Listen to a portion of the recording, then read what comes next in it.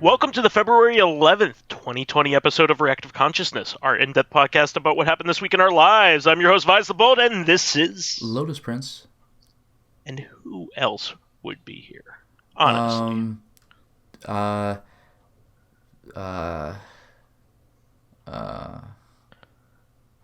So for today's show, we have a whole lot of interesting information for you.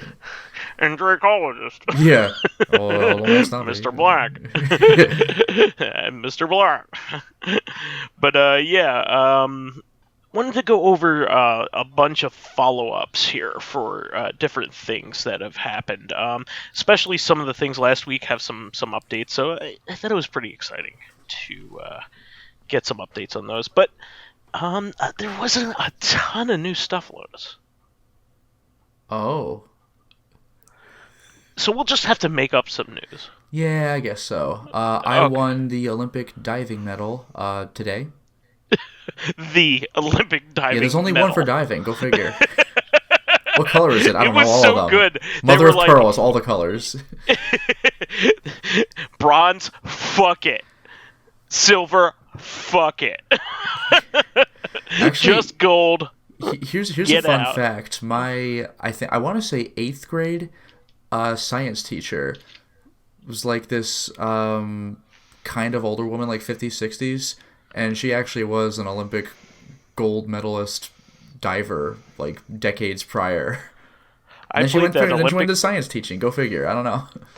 Well, I've seen Akira, and I've played the Olympics game on the Genesis, where you play as the Olympics mascot from like 1996 or something.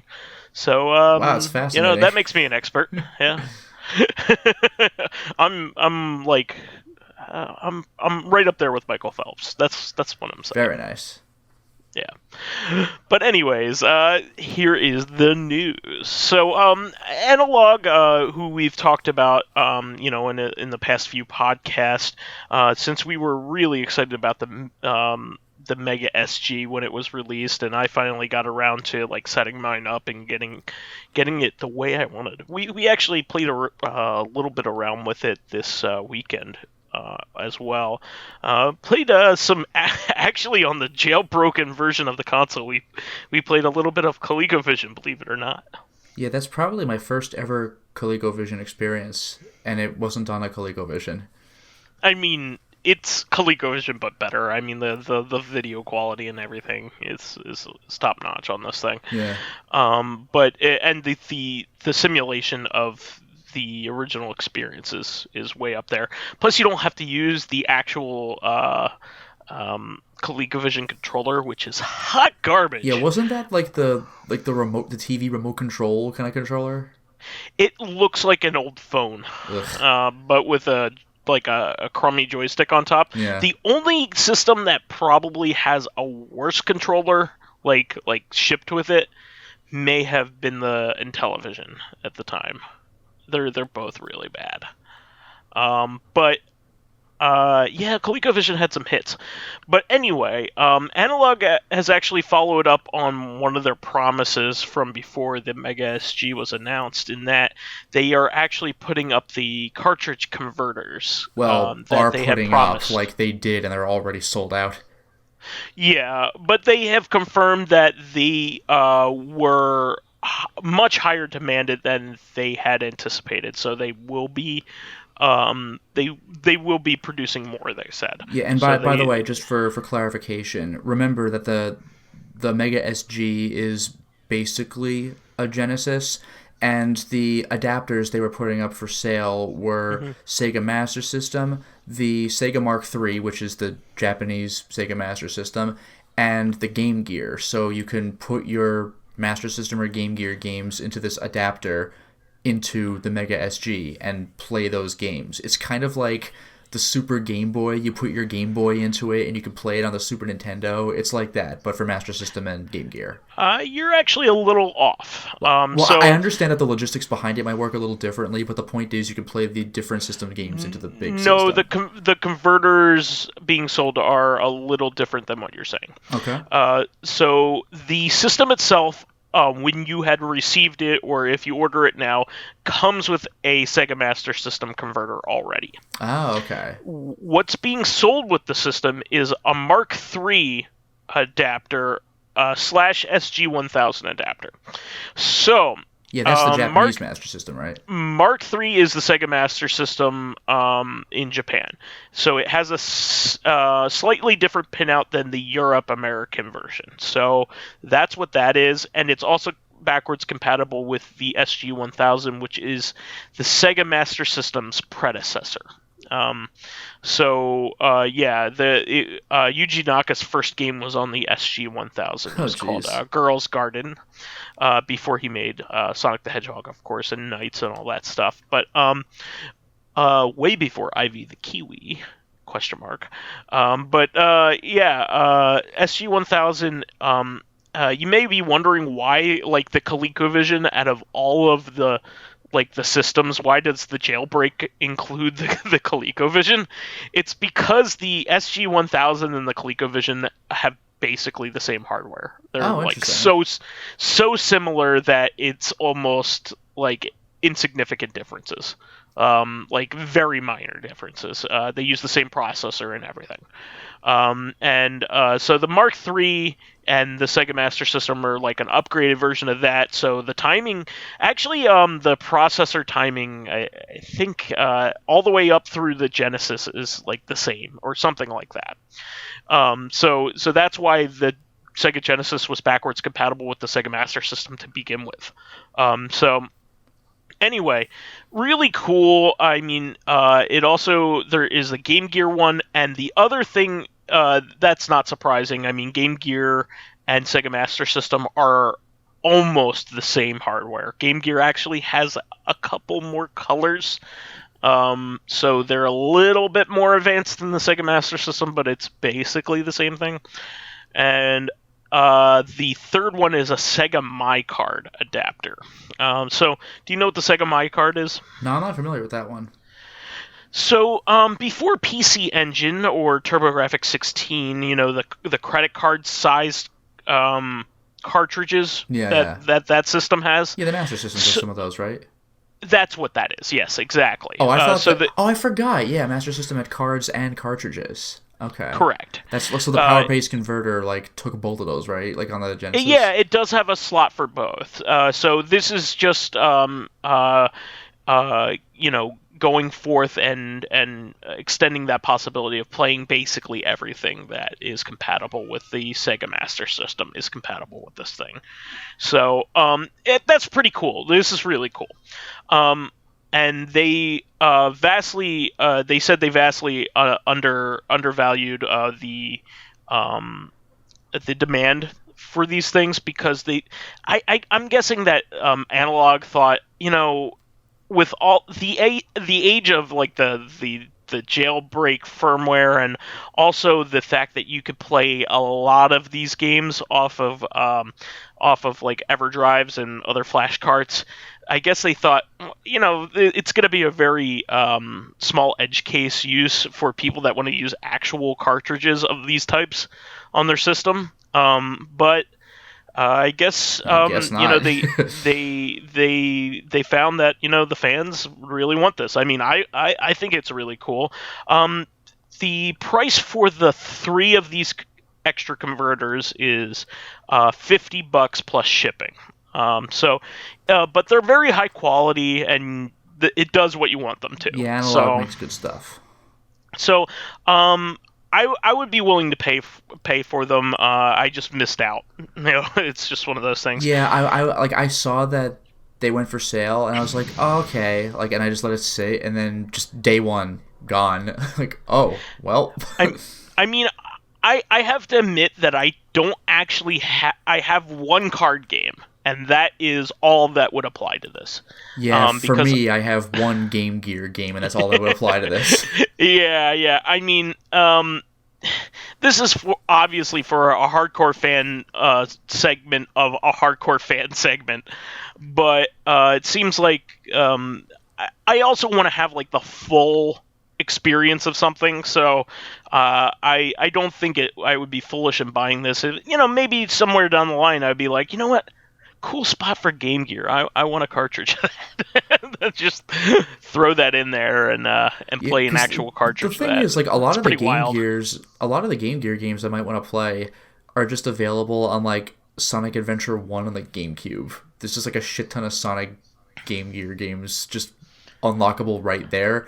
The Game Gear game Well, that these are I more accurate than Yeah, but accurate whatever. representations than that. I Yeah. don't care. But like the Game Gear game that I actually own is Axe Battler because I just found it one day. Like, oh, the one Golden Axe game I can't have, and now I have it.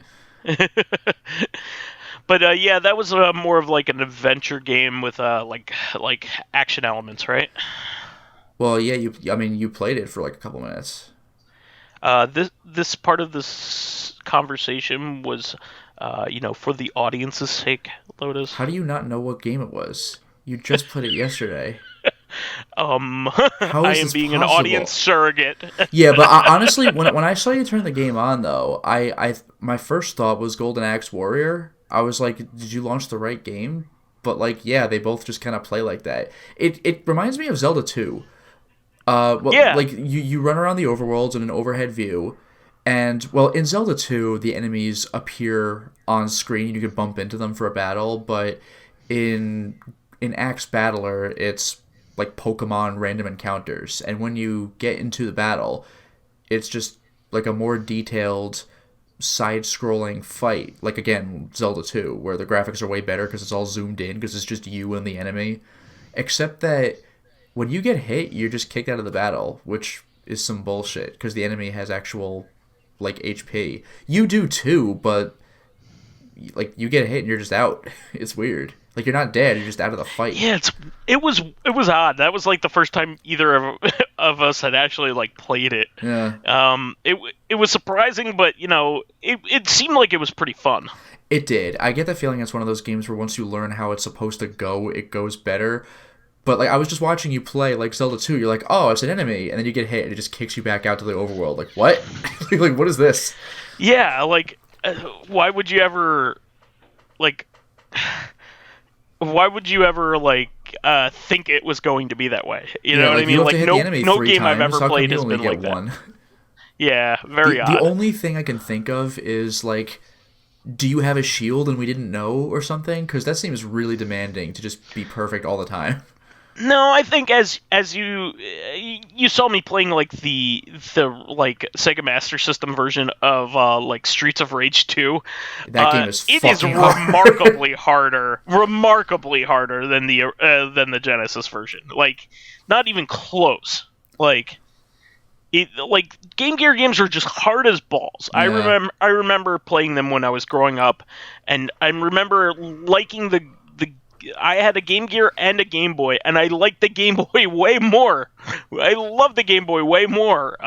Even though I'm a huge Sega fan, like I was a Genesis kid. I loved the Genesis, and the Sonic games on Game Gear are hard as shit. Like the original Streets of Rage is another game I had back in the day. That was hard as shit. Like they're just they were difficult games and they weren't made as well, and like I don't think as much care was put into them and making sure that you know y- everything was balanced. You know what I mean? It's really, really frustrating. Yeah, really craziness, huge craziness. But I do think this is really cool. I also like that a company followed up on its promises. Like who knows whether they were even thinking that this was a risk because people had already bought the Mega SG. What's the chances of people playing this? But turns out retro gamers like to actually play real cartridges. Who'd have thunk it? Even even though they have all kinds of abilities to play it else other ways. It's one of those things.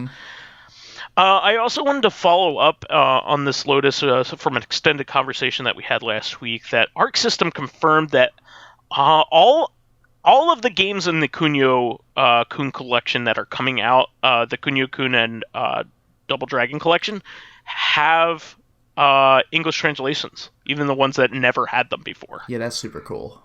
So I was debating whether they were going to release it as is, or because sometimes that happens. Well, yeah, Um, with the TurboGrafx Mini, that's what happened, right? We got Snatcher in Japanese on the TurboGrafx. oh sure, no, it's happened. There were games on the Wii U that were there's even games on the Yeah, PS3. Shoaneki.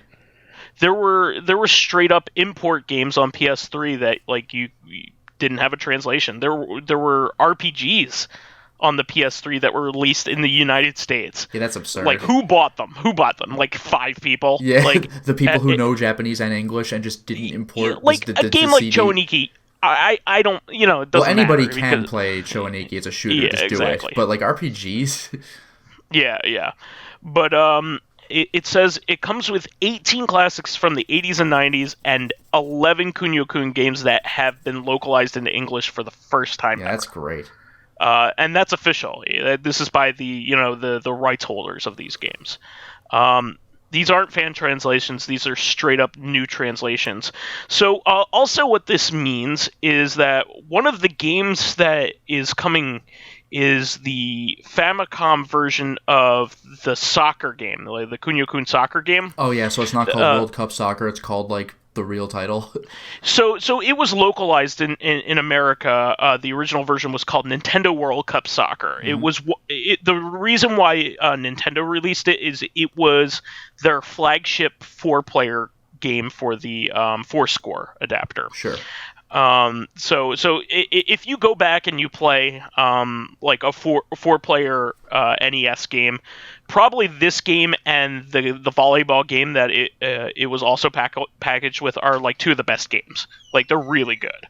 But they localized it to be more like it was a World Cup game.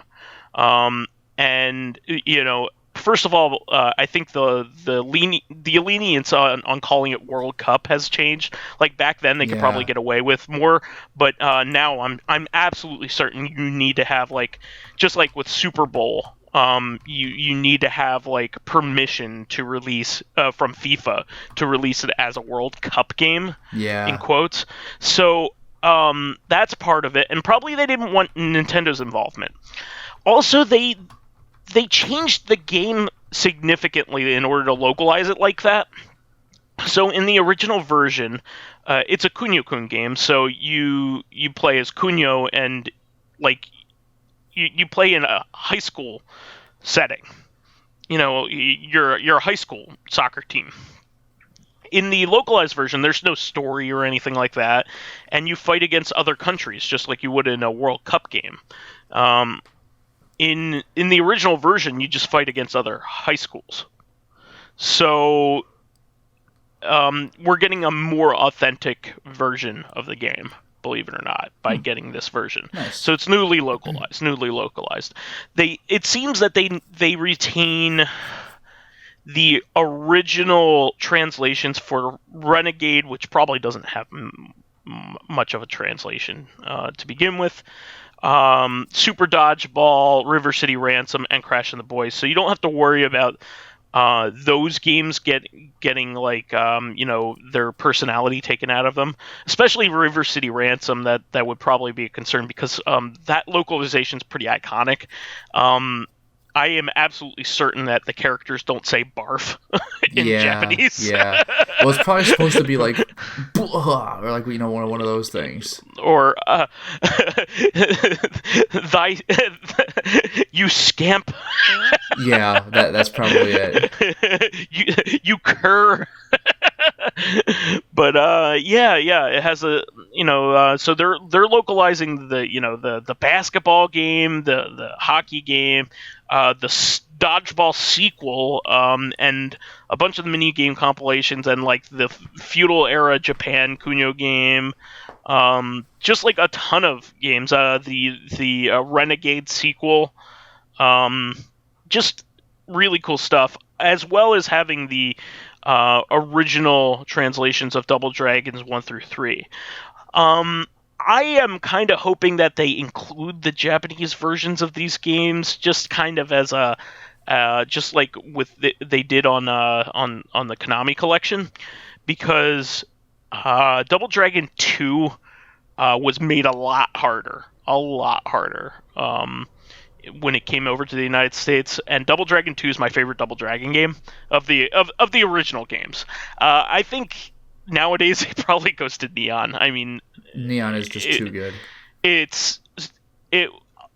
I am a big fan of Double Dragon games, and I couldn't have hoped for a better game. Like it was extremely good.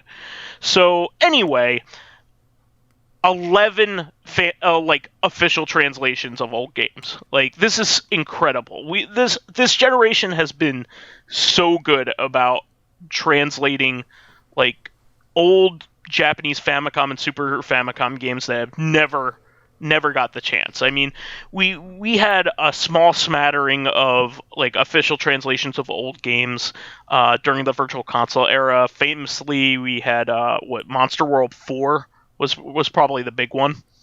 Yeah. For Genesis, and M2 did that release, and M2 has done a few since then. But this and then we had what Trials of Mana. The second Densetsu 3 finally got a translation like last year. Like, I never saw that coming. Never would have. I would have told somebody that they were joking, like, because Square also doesn't have like its shit together most of the time. I feel like they're paying attention to their big releases, and that's it. So I wouldn't like their old stuff that they don't tend to have as much care for, like, and they've been really good during the Switch era.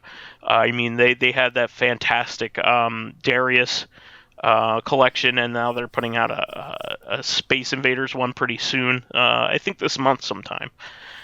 So Square Enix has been doing better, but this is above and beyond like the Call of Duty when it comes to this stuff. Like 11 games. Like, they didn't have to do that. Like, that's really awesome. I'm excited. So moving on from that, I will actually buy that, so that'll be cool. And don't forget this as well, that those ROMs will actually be extracted, so you can play those on real hardware. Ooh, very nice. One of these days. So just remember that. Another like small update here. Phantasy Star Online 2 has its closed beta right now, but they also confirmed that it is coming to Steam as well as consoles. I don't think that's a big surprise, but they hadn't said anything. Yeah. So that's a great thing. I mean, I would think that the lead platform would be PC, considering it's an MMO. But yeah. not the Dreamcast. Well, actually, Sega was pretty forward-thinking back then. They put a version of PSO on PC back then. Yeah, I've seen a it. lot of people crazy. played that version. A lot of people played that version. In fact, they ran the servers for the original PSO on PC for a lot longer than the Dreamcast one. So, people were playing that for quite a while. So I just wanted to throw that out there. Once again, not really either of our kind of game, but I'm still very happy for it. It's one of those things. Yeah, I mean, I actually did play a bunch of PSO 1. Oh, did you? On the GameCube, yeah. So I played it offline. But, I enjoyed it. It's just that, like, it's kind of frustrating that there are certain character colors that you get based on your name, I think, that there's some equipment you can get, there's some equipment you just can't get. So, I mean, realistically, you would trade with other people online, but offline, you have to make another character and just arrange things. It's like Pokemon. Yeah, it's kind of a pain in the ass. But, like, the game is quite fun, though. And I was, like, at this point, I'm no longer interested in 2 just because it's been years and years and years, and it's like, fuck it. But, like, I'm happy on principle that it's finally coming, but I'm no longer really interested.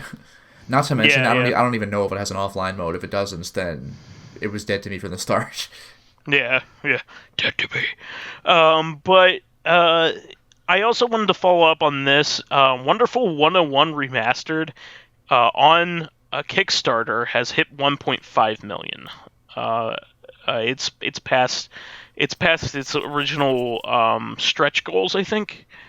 So there are two more stretch goals at 1.75. There's going to be a remix soundtrack featuring a secret special guest, whatever the hell that means. That's me. Oh, okay. Featuring I'm Lotus the guest. Prince. Yeah. Yeah, I would keep it a secret even after release. So who was that Don't- composer? I don't know. I'm not gonna tell. I'll never tell. And at 2 million, there's Lucas' second mission, which is another 2D side-scrolling adventure. One of the stretch goals is at 1.5 million. Lucas' first mission, a brand new 2D side-scrolling adventure starring a young hero. So this would be like a second Sure. quest or something involved in that 2D game as well. So that's pretty cool.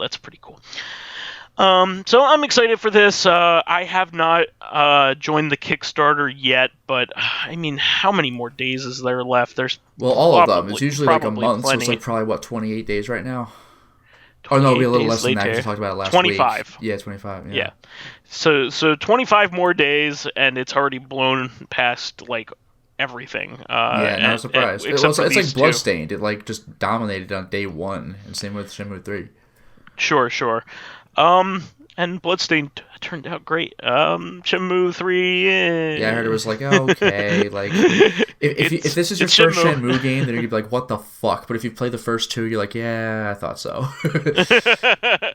There's a reason why Yakuza is now. I know. I will say Shenmue 2 is way more playable than Shenmue 1. Yeah. But still, by modern standards, it's still quite clunky. But like it is miles ahead of Shenmue 1. Holy shit. It's hard to explain to people what it was like to play the first one.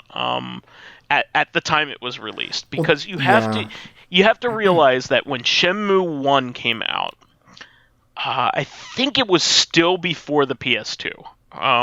Like the Dreamcast graphics never looked so good.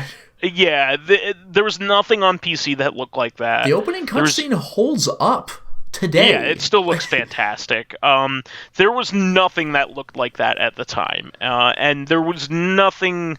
There was like the closest thing that we had to a world that was populated and that ran like that at the time was Majora's Mask, and like it beats the pants off of it in terms of graphical fidelity. Yeah, and realism. The thing is, like, the controls were pretty janky even back then, but the idea that like it's like by today's standards, you're like, when does the next plot flag trigger? This is killing me. But back then, you would be just kind of walking around and being surprised that yes, you can talk to everybody. Yes, they have lives. Yes, you can observe this and that thing. Like, you would be slow and deliberate just by accidents because you can't believe this game exists. Probably the closest comparison I can think of, not in terms of gameplay at all, but Shadow of the Colossus versus its own remaster on the PS4. Yeah. Because people don't really talk about the remaster, especially if they haven't played it back in the day. If you bought Shadow of the Colossus on PS4, that's the first time you've ever experienced it, you'd be like, wow, this game is pretty cool. But it did so well on the PS2 because people didn't think that you could get away with the kind of stuff it did on that system. Just seamlessly climbing a Colossus a million miles into the air and stuff like that. Like on the PS2, like the weakest of the three systems at the time, like it was absolutely insane. And now it's like, it almost comes off like an indie game on the PS4. Like, oh, this little game that's just a boss rush. But on the PS2, like, you couldn't believe the thing existed at all. Yeah, I think they've remastered that game twice. I used the wrong terminology. They remastered it on the PS3 and they remade it on the PS4. Yeah, exactly. So like the big one was actually the PS3 because the PS2 version, while like groundbreaking and like amazing, it still had it chugged quite a bit because of the reason, like the reasons that you're saying. Like Yeah. it pushed the boundaries of what that system could do. So they really cleaned up the frame rate with the PS3 version. So And by the I way, one other cool. Oh, sorry. Go ahead. all What I are you was gonna? gonna say is that by the time they got to the PS4 version, like the game had already been done Yeah, we get really it. well. Yeah. Yeah, yeah. But what I was gonna mention, by the way, what was also cool about the PS3 version, not even of the game, but it was a 2-pack. It came with Ico, Oh yeah, because Ico at the time was getting a little hard to find in the PS2. But also the PS3 version came with the formerly European exclusive extras, like the ability to understand what the characters are saying on a New Game Plus, and the extra ending, the watermelon ending, and that unlockable like lightsaber weapon. So, like, because we didn't have that on North American PS2 version of sure. Ico, so it was cool to get the complete Ico for PS3 as well. Yeah, yeah. But I still think that uh, this is a great thing, you know. So, um, these Kickstarters really give credence to certain games that would never have a chance otherwise. I mean, Bloodstained. I was so happy with that game. That game was my game of the year last year in a time when tons of stuff was released that was very impressive. I just Yeah, loved it so much. I think it accomplished what it wanted to do. So, it did have some hiccups, but it was such a smaller team than it wasn't like they had the backing of Konami when they made this. yeah, They had to make that game from scratch. So I thought it turned out great. I mean they also like followed up on their promises. They didn't let a flawed port like Switch port like go yeah. The unnoticed. Switch release was pretty rough, but apparently they really cleaned it up. Absolutely. So I just wanted to um say that the wonderful 101. I think it's going to be great. I mean uh Platinum is a great company. They make a lot of really solid products, and they also don't make many mistakes. Yeah, I'm So currently playing Near Automata, loving it. I'm glad that they are getting a chance to release a game that they probably didn't think was marketable. Honestly, for a system that didn't do well in the first place. So this is really great. Also, they were talking about this week about how Nintendo they talked to Nintendo about releasing that game on multi-platform, and they Yeah, allowed that's them to cool. do it. So Nintendo doesn't normally do stuff like that. So it's really cool that it's really cool that they allowed them to stray from Yeah, their normal operation. They probably made a deal with them. I mean, Platinum does a lot of stuff exclusively for Nintendo. So I mean, Astral Chain and yeah. quite Bayonetta Wonderful 2, 101. Bayonetta 3, Wonderful 101. Yeah, but so like it's really great that they threw them a bone and said, hey, why don't you try to recoup your development as Yeah, that best you is can really on nice. all fronts. So that's really neat. Moving on from this, I think I've talked about this, but Terraonion is the makers of the Super System 3 like over optical drive emulator that you plug into the back of your TurboGrafx 16 PC Engine or Super Graphics that allows you to play basically anything you want, any of the cartridge games or any of the CD games. You can play right off of it. They also more recently made the Mega SD, which is their most successful project. They also did the Neo Geo SD project, Neo SD project as well. For those people that want to pay $400 to play every Neo Geo game ever, which actually, believe it or not, is a good deal. Yeah, Considering Neo Geo games regularly cost over $100 and many more for certain ones. So they have been teasing a new project. There are so they've been like showing pictures of like the circuit board that they're working on, and some people on Twitter are suspecting, like, due to where certain placements of certain portions of the board, they're thinking that it might be an optical drive emulator or something similar for the PS2. So, if that is the case, that would be really amazing. Yeah. Because playing, images of PS2 games on a PS2 is very difficult right now. It requires a lot of different things, and it's a big pain in the ass. PS2s really weren't made to easily be hacked. They also don't have, internal memory or anything like that. So you have to, back then you could officially attach a hard drive to the system, but they were small. And they're also a different format than the ones that are made now. So, like, if you went back and tried to do it right now, like attach a hard drive and then like soft hack it's just a big pain in the ass, and it sucks.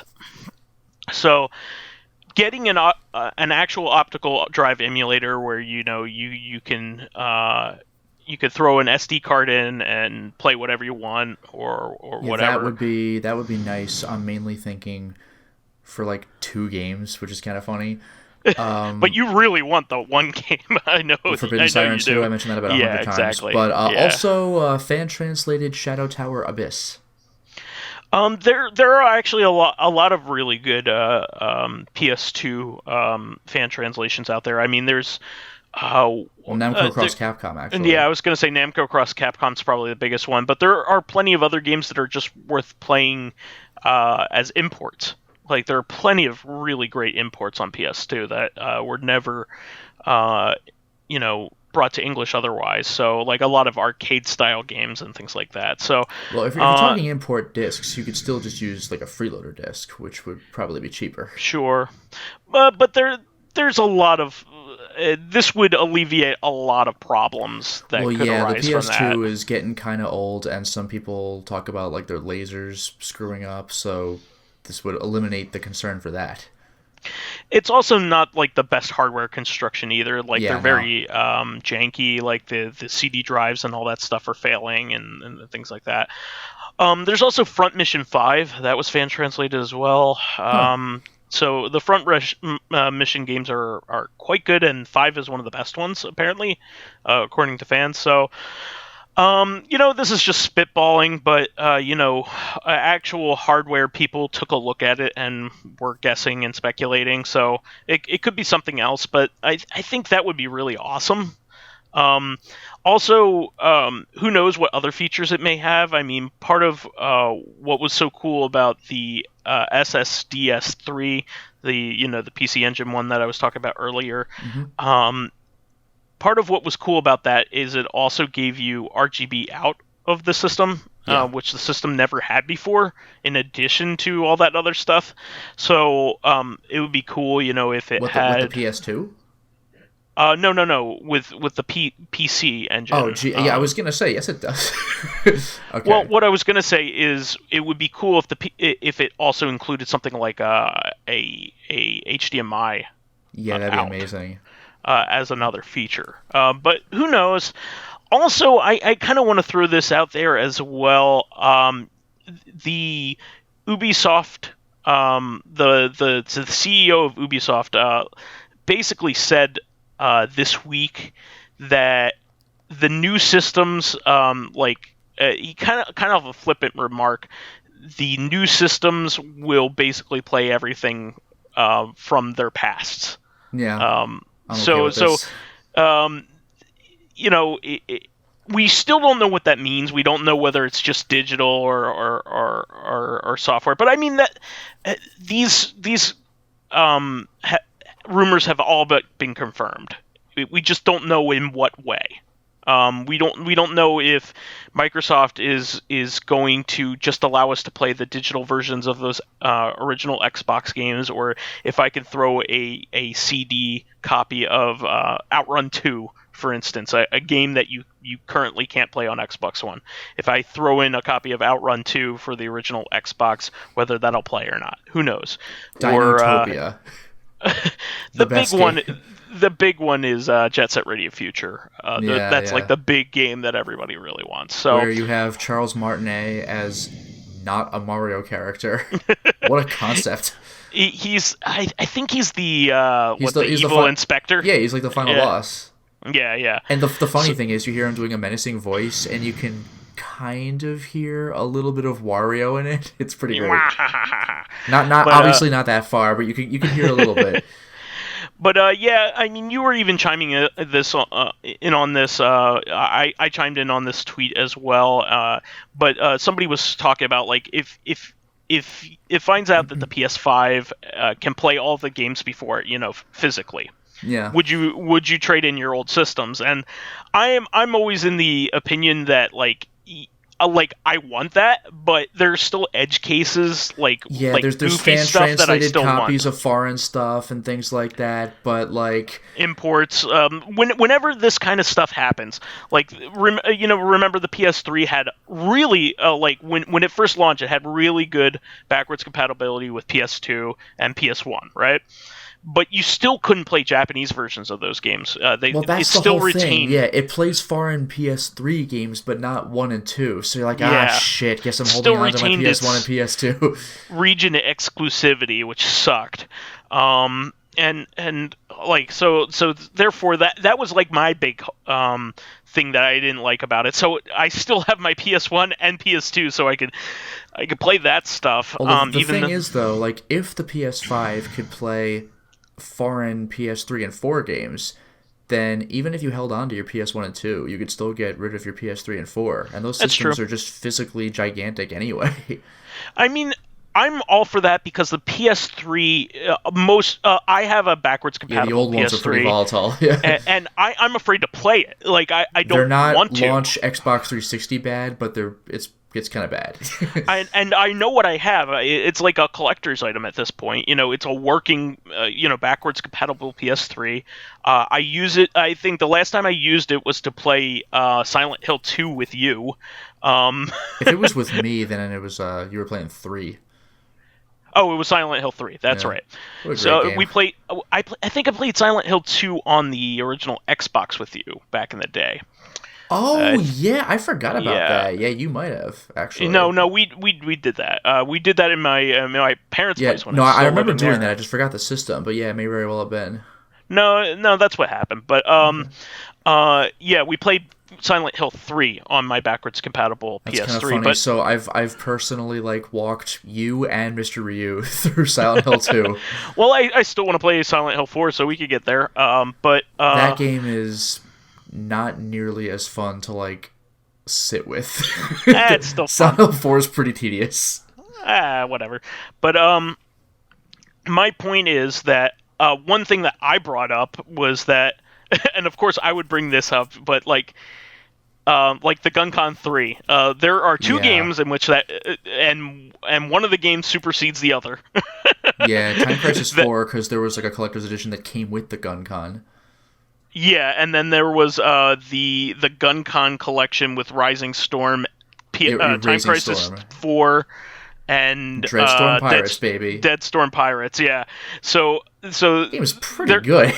no, I mean it's great, but there are and that game is also compatible with the PlayStation Move. So I mean, you probably would rather play it with the Move. Yeah, than but the what if you want to GunCon, look cool like you're holding like a super scope? Like the GunCon 3 is like a super scope. It's like this big like shoulder mounted looking thing. Yeah. It's not shoulder mounted, but it's a pretty two-handed hefty. gun. Yeah. It's a two-handed gun. But it's goofy. It has like an extra like dongle on the side that you have to use your right hand with. You know what I it's thought was weird. kind of funny though is Or you your had left like hand. you had 2 copies of Time Crisis 4, I believe. And you're Yeah, just so like, I could get 2 GunCon 3s because there's no other way to do it. yeah, and eventually you're just like, yeah, you could just have my copy of Time Crisis 4. So I have like one of yours. One thing I find kind of funny is that I have that, but I also bought the Rising Storm collection, and it's just funny to see the instruction manuals are slightly different because yours talks about the GunCon 3 and the other one doesn't. It talks about the Move. Yeah, because that was the dominant thing at the time, and Yeah. that's probably what anybody would play it with. But There is a reason to have the standalone Time Crisis 4. It has like the like original mode. It's called. Yeah, the Where new version doesn't have that either. yeah. Like the console mode, I guess. But anyway, who knows if the Gun 3 will work with the PS5? That's pretty esoteric. Yeah, I doubt it. Why would you test it?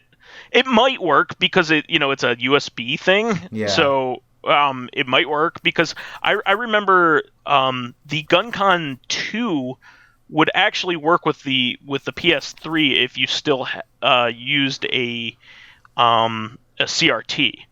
Yeah, So, like Sony. yeah. I don't know so much about PS4, but PS1, 2, and 3 were pretty good about being both forwards and backwards compatible. Like with controllers, you could use like a PS1 controller and a PS2 and stuff like that. It's pretty crazy. But there's some edge cases. Like, what if I want to use like a dance pad? Like a DDR pad on the PS5. That fad is over. It's an irrelevant fear.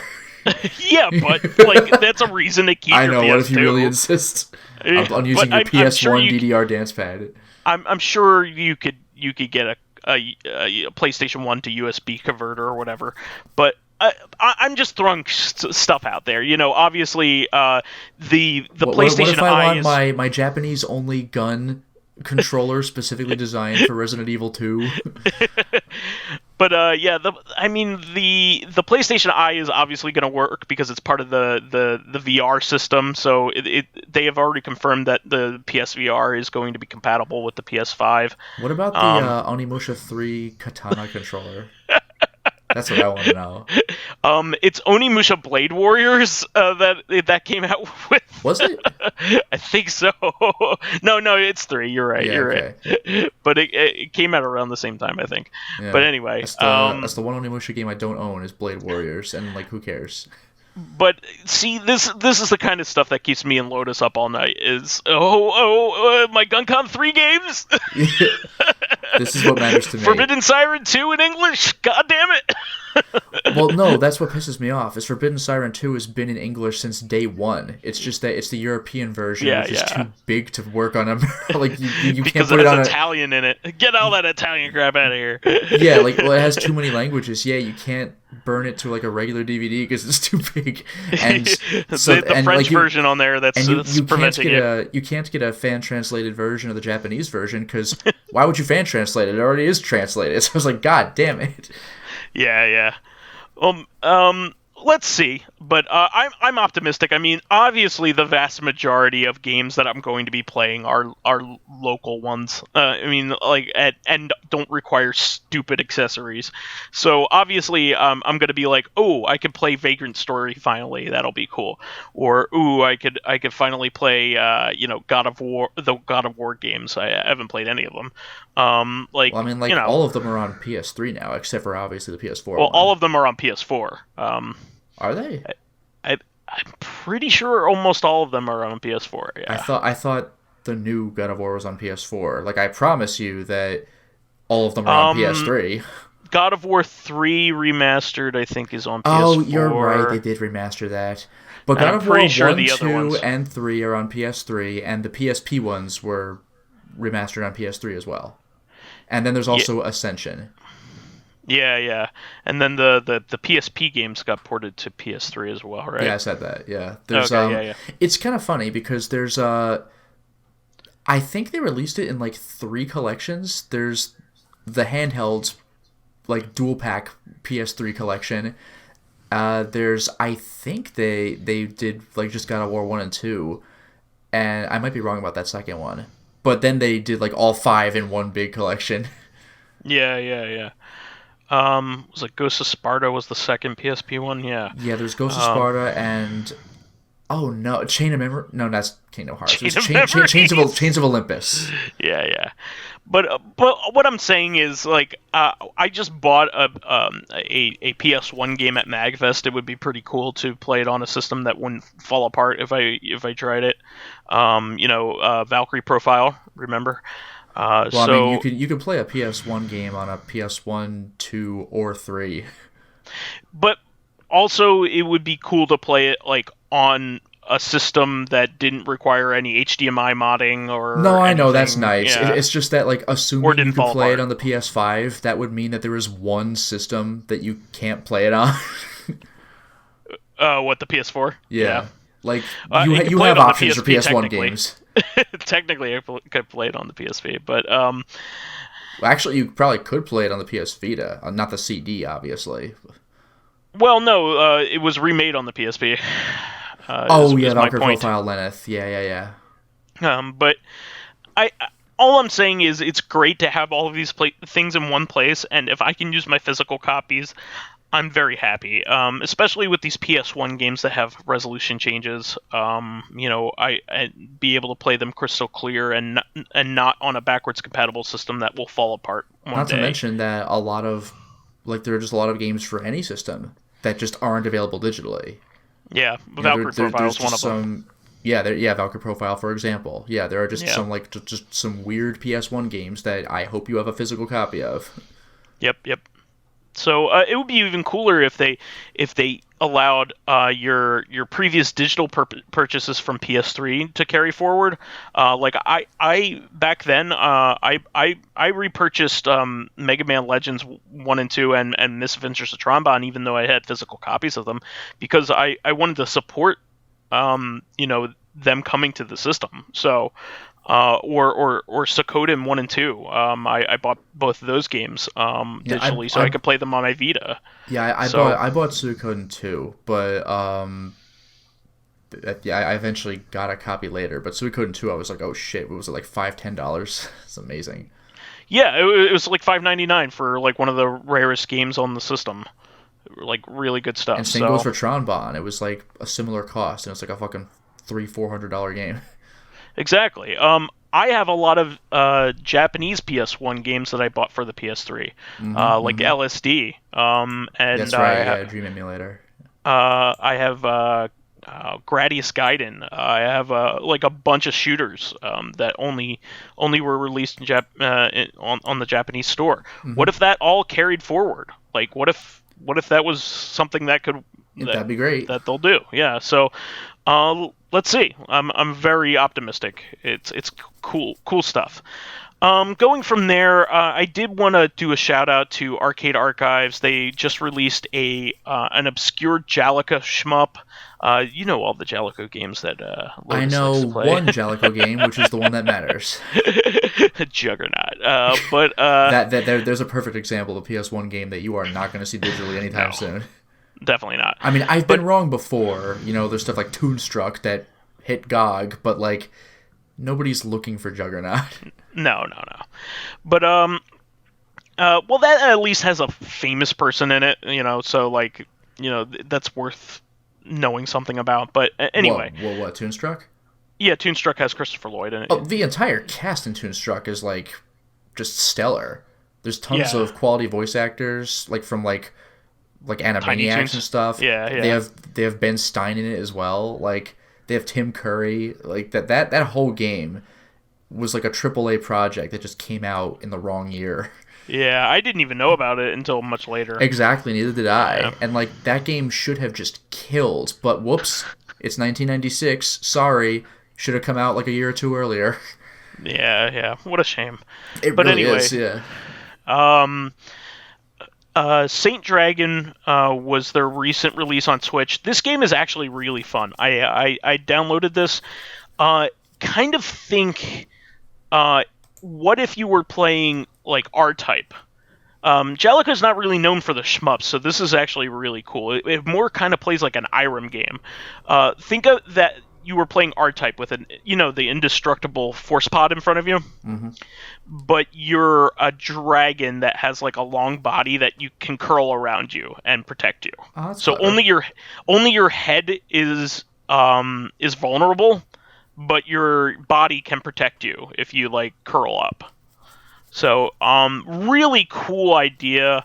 I played the first level and I was actually really enjoying it. I thought it was really cool, and that game's never really had an arcade perfect release. So this is really awesome.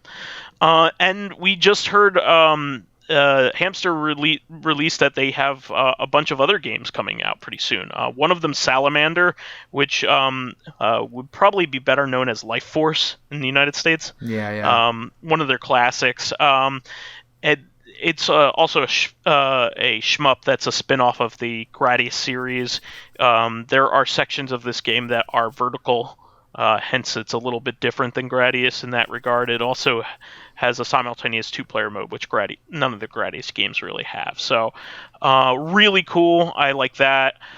Kiki Kai Kai is another one of those. This is the original Pocky and Rocky game for the arcade. Another really great classic Taito game. The other ones I'm a little less familiar with that we found out are coming. One of them is called Flak Attack. I have no idea what this game is, to be honest. Okay, it's a 2D shmup. Looks like you. Oh, it's a Konami game. Okay, this is a Konami game that I've never heard of, which that's unusual. Yeah. So this was only ever released on Microsoft's ill-fated Game Room for the Xbox 360. So that's pretty cool that it's getting another shot. And it looks like another cool vertical shmup. And let me see what else. Gemini Wing, another arcade game. Let me see what this is. I'm just finding this out like as we speak. So this is a Tecmo shmup, which are even less like renowned than Konami games. So this actually looks really cool. It has some cartoony graphics and it looks like a lot of fun actually. So I'm looking forward to that. Anytime that it's a shmup, I'm all for it.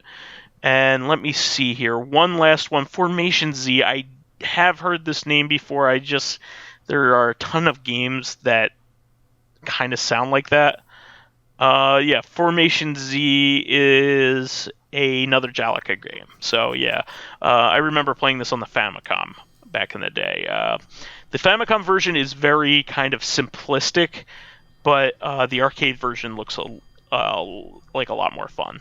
So looking forward to all those, especially the Konami ones. Yeah, Konami ones are great. So Konami made some really awesome games.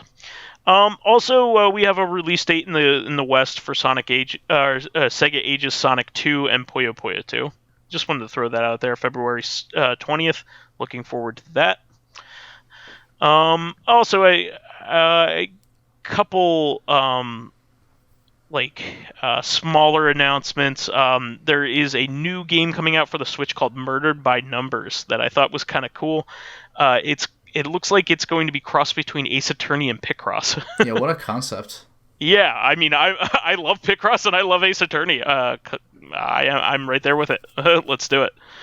And just some business talk here. Capcom confirms that it's had its highest profits ever, probably because of Devil May Cry 5 and Resident Evil 2. I'm assuming, and also Monster Hunter has been doing really, really well. Yeah. Like worldwide. I think they said that Monster Hunter World was its highest selling game of all time. Nice. Which is insane. Considering, they're the company of Street Fighter. You know what I mean? Yeah. Like, Street Fighter 2 got actually blown away by was a Resident Evil 5. Resident Evil 5 and then Resident Evil 6, I think, was their biggest title. Yeah, the hype for Resident Evil 5 was freaking crazy. So they that got beaten by Monster Hunter, which apparently is great. I haven't had a chance to play it. So that's great too, and also a Japanese company doing really well always excites me because I don't think people realize this because there are a lot of really good Japanese games right now, especially since From Software came out with Dark Souls. For a while there before Dark Souls, it was pretty scary. The only company that was doing well was Nintendo from Japan, and every other company was every company was going out of business when the HD era came about. Like, a lot of companies were having a lot of trouble. A lot of companies went out of business around that time. So it's really cool to see a company like Capcom going, "Yo, this is the best we've ever been, and it's right now." So that's really cool. Also, this continues to surprise me, but there will be a Castlevania season 3 for Netflix, a series that is effectively dead. Has an anime that is very popular and it's ongoing, and that's coming out March 5th. It's already been produced. So I'm excited. I haven't watched season 2 yet. Have you watched any of it yet? Nope. You would really like it. We should watch that sometime. I have the Blu-rays for season 1. Nice. We should take a look at that. But I didn't get a chance to see season 2 yet. But I'm really excited. And then finally, for business stuff, Microsoft has confirmed that kind of like their attitude lately has been very open. That they're really more willing to work with other companies, especially Nintendo, as of late. And it seems like Sony is even starting to extend their hand a little bit by putting the show on their platforms. Yeah. Microsoft has come out and said that they aren't scared of Nintendo and Sony like they are. They didn't say scared, but they said that their biggest competitors are Google and Amazon. I mean, they should never be scared of Nintendo. They make different shit, you know?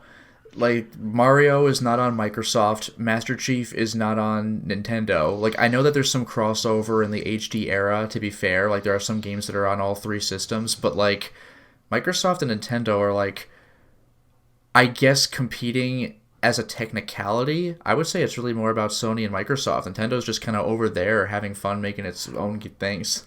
I would say that they're more competing as software publishers than they are as hardware producers, if that makes sense. Because they're competing for market share of people's time, then rather than their dollar for platform. Sure. So they want to create a really good game, like Minecraft is the biggest game of all time.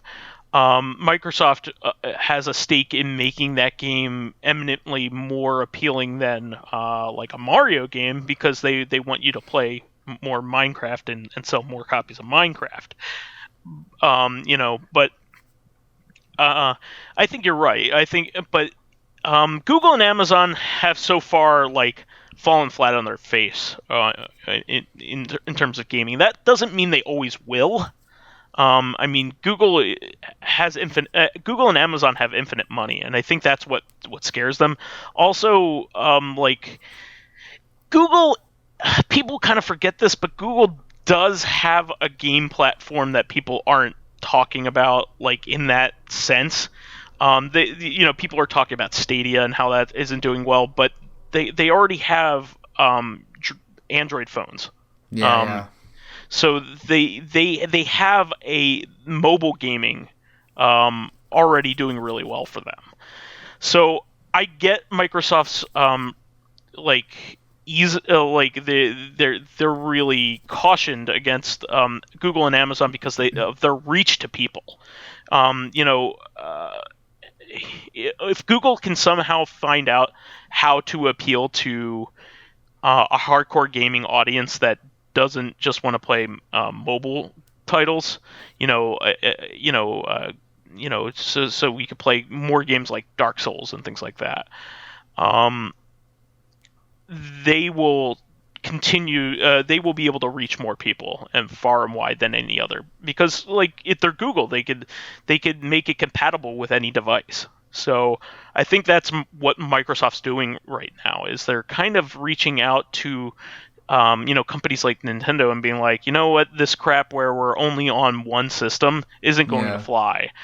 We want Microsoft already has all the Windows machines, and they partner a lot with Steam, for instance, with Valve, in order to get their games on there to promote. I mean, anytime that you play a game on PC, believe it or not, you are supporting the Microsoft brand, whether money goes directly to them or not.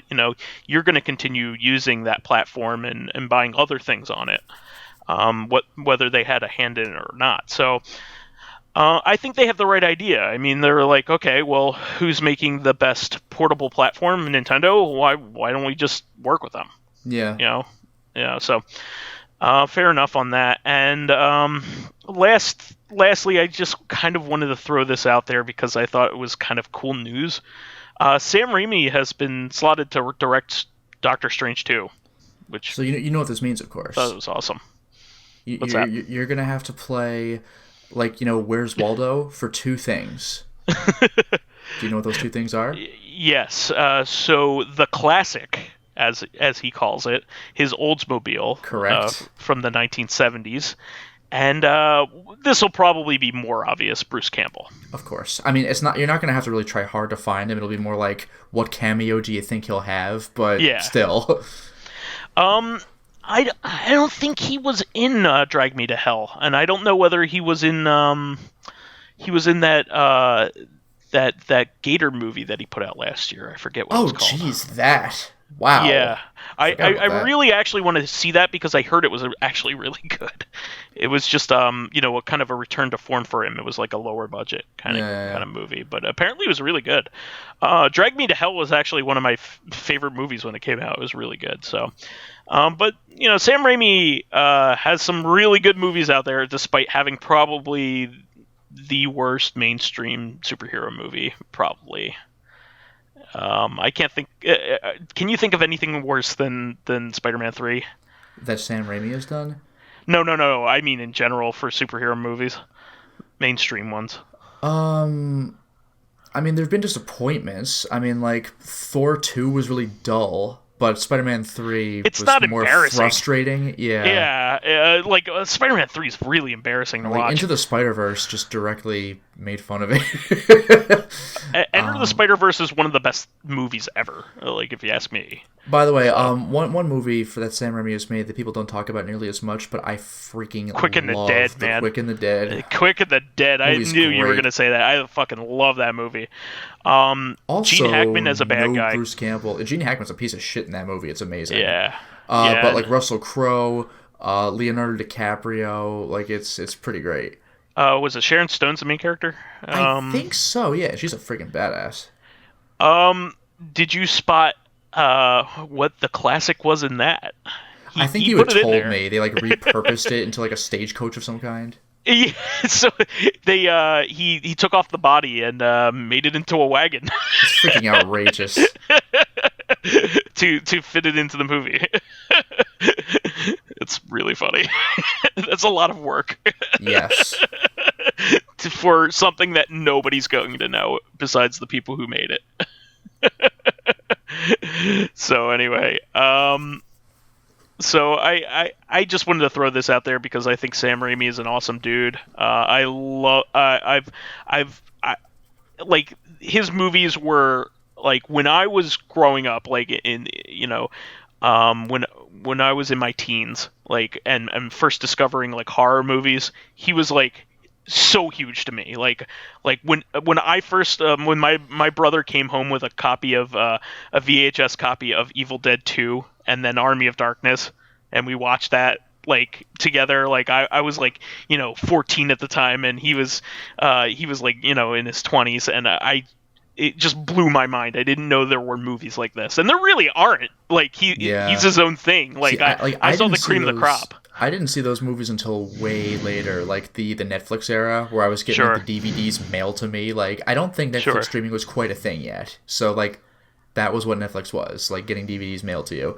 But I had Perry over, and we were we've never actually watched any of the Evil Dead movies. Well, let's try them out. And so we watched. I mean, not all at the same time, but we went through the trilogy. One thing I thought was really entertaining, though, was because I hadn't seen the movies, so I had known some of the more famous parts about Evil Dead 2, like he cuts off his hand and gets the chainsaw and stuff. But like, what I didn't realize is that what was it? Farewell to Arms. Yeah, that's so good. But what I didn't realize at the time was how Evil Dead 2 plays with what you think you know of Evil Dead 1. Oh, yeah. Kind of like how, Resident Evil... It basically remakes the first movie in, like, 5 minutes. Yeah, the first, and, 5-10 minutes. It remakes it and, like, edits it. But not only that, though. Yeah. The stuff in the house, though, that happens when the real movie starts, it's still like, you remember this? Well, it's not going to be quite the same. Like, I won't say what happens if you haven't seen it, because it's way too good. But Evil Dead 2 is so good. It should be on everybody's playlist. In Evil Dead 1, when he interacts with the mirror... versus Evil Dead 2 when he interacts with the mirror. I was not prepared for what Evil Dead 2 did in that scene, and I still don't know how they even did it. It was amazing. Yeah, I some of the most creative practical effects in both of those movies, in 1 and 2. Really, really good stuff. I still need to watch more of Ash vs. the Evil Dead. By all accounts, it's amazing. Yeah. But yeah, I've always loved Sam Raimi movies. I even loved the stuff he produced. He produced the if people don't know this, but he produced the Hercules and Xena series back in the day. Oh yeah, Bruce Campbell cameoed in. He was a character in Xena. It was I forgot if it was Hercules or Xena, but I've definitely seen him in at least one episode. I remember there was he was in both of them. He because they were in the same they cross over. But yeah. I remember there was a bit of a comedy gag where they were at like a Jack and the Beanstalk style like giant's house, and they were getting ready to sneak in. So Bruce Campbell's character pulls out his thieves' tools, looks at the keyhole. He's the king of thieves. Yeah, he pulls out his thieves' tools, looks at the keyhole, realizes what the fuck he's doing. It's a giant's house. It's a giant keyhole. Just sticks his arm in the hole. It's great. That's funny. I didn't even know about that. Yeah, that's pretty funny. He's just like, what am I doing? It was like Sam Raimi's brother was a main character in Xena. He was Jockster the Mighty. Oh, yeah, that was Jockster? That guy's such a freaking cartoon. Jockster the Mighty was Sam Raimi's brother. Oh, that's great. Freaking goofball. I love also Bruce Campbell in Briscoe County Jr. That was a favorite show of mine as well from back in the day. So anyway, I just have to sing my praises for Sam Raimi. Not every one of his movies is a classic, but I love the man and I love what he does. Anytime he gets a shot to do something weird, like Doctor Strange, he can really flex his muscles in something like that. How many times do you think they're gonna do the Evil Dead whoosh camera up to the important thing? I hope when apparently this one's supposed to be horror themed. I heard it was supposed to be more of a legit horror movie. And Doctor Strange. So I'm very happy. I mean, when you read his comics, they're fun, but if you think about it, Doctor Strange's entire universe is fucking terrifying. No thank you. He's dealing with all kinds Cthulhu of eldritch horror constantly. Anything Cthulhu that you could think of. He's dealing with it constantly. But I think he's the perfect director for that the Marvel Cinematic Universe lines up really well with what he would want. He's good at making that kind of sometimes cheesy, sometimes serious horror stuff. And the MCU in general has a very kind of wink at the camera kind of sense of humor as it is. He should fit right in. And as much as you can make fun of him for Spider-Man 3, you got to remember that he also made Spider-Man 2, which is still one of the best superhero movies. Yeah, and 1, which, I mean, 2's better, still really but 1's good. Damn good. Yeah, no, one's really damn good. One it's had a fun little, with it. it's a little campy by today's standards. Well, it's Sam Raimi. Of course, it's campy. When he first webs Green Goblin in the face, and he goes, "Oh, no!" It's come on. They know what they were doing. The second one is second one's fucking great. Yeah. Versus Doc Ock, best any of the fights versus good. Doc Ock, especially with how they subvert the first movie. You mess with one of us, you mess with all of us. And he's like, okay, fine, get the fuck out of my way. And just pushes a whole crowd to the side. I just love that, they had a scene with him trying to save everybody, and everybody realizes how hard he was trying to save them. I love, on the subway, or on the L, I love that scene. It's just he's just a kid trying to do his best. And that shit you wouldn't see in like the DC movies where like guys are getting thrown off the train and Spider-Man's like, oh fuck, and like quickly shoots a web for them to land on. It's like how the PS4 game works, where you could throw guys off of buildings. It's like, oh, they're dead, but if you actually watch them fall, a little bit of web springs up and they land on it. Like, you're not murdering people. Nope. Whereas in the DC movies, everything's just blowing up, and it's like, I didn't see it, but I guarantee people died. Yeah. I don't even think they're hiding it anymore. I think like people just straight up die in the DCU. I mean, they may as well. Stuff. Like, don't try. I mean, Superman straight up kills Zod. I mean, well, not even that. Just the collateral damage. It's like everyone in Metropolis is dead. Like, I hope you realize what you're doing. Whereas in Marvel, there's a whole thing where it's like Captain America's telling people like, you go and deal with the collateral damage. You actually fight the bad guy. It's like, yeah, there we go. Yeah, because they're heroes. Well, that wasn't a tangent that I expected. We should wrap up. But, I mean, anytime I could talk about Sam Raimi, man, I mean, maybe we could have a CoreCon one of these days where we could talk a little bit more about Bruce Campbell and Sam Raimi and how awesome they are. But we still haven't gotten to Bubba Hotep. But we should end the show for this week. Please remember to subscribe to the Corrective Consciousness YouTube and SoundCloud pages. While there, please give us thumbs up, likes, and 5-star ratings on iTunes. It helps promote and spread awareness of the show, and any bit of encouragement helps keep the show going. You can also catch us on Thursdays for our sister podcast, Corrective Consciousness, the podcast where we explore the inanity of pop culture. This week, we will have a discussion on fun sports games. Finally, you can find me as vysethebold on Steam, PSN, Xbox Live, Twitter, and whatever. And you could follow me on my YouTube channel, Lotus Prince. You can hit me up on Twitter at Lotus Prince.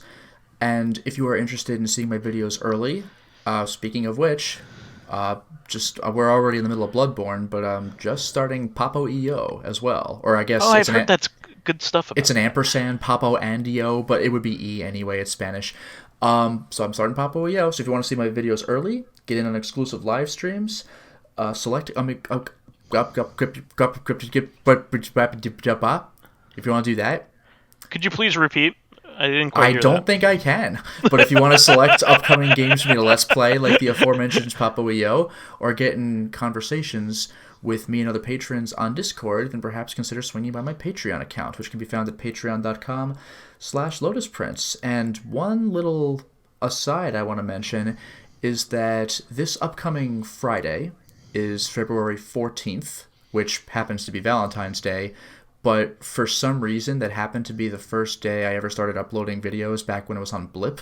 So this Friday will be my 10th anniversary of uploading video game footage. So there we go. That'll be cool. I'll throw something up on Friday as well. Yeah, and soon, well, maybe sometime down the line, we could share a recent recording we just did. So I'll see when I can do that, because I'm very excited about it, but it's probably going to be a while because I alternate what I play and what patrons select. And also, there's another co-op LP I gotta upload before even that one. It's just like, but like I'm. Let's just say it's in the can though. Like we recorded a Let's Play. I am quite pleased. It was very fun and very funny, and it was It's something that if you've seen stuff we've Let's Play before, related. it'll it's familiar, yeah. But we got it all done in one shot, so I was happy about that. Yeah, been a while since we've been able to pull that off, so I'm quite pleased. Yep. All right, well, we'll catch everybody on Thursday. Catch you then. Until next time, everyone. Bye-bye.